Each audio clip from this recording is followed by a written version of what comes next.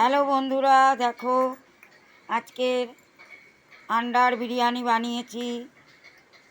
কেমন লাগছে দেখো বন্ধুরা। এই দেখো ডিম কষার ঝোল, এতেও ডিম দিয়ে বানিয়েছি। বন্ধুরা তোমরা কেমন আছো?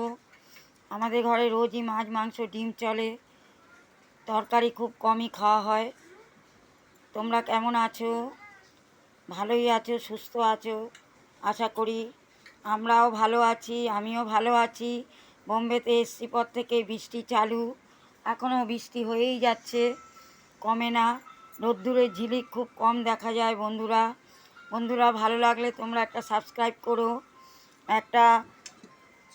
একটা লাইক করো। ভিডিওটা এখানেই রাখছি, আবার কালকে নতুন ভিডিও নিয়ে আসবো, নতুন কিছু দেওয়ার চেষ্টা করি। রাখছি এখানে।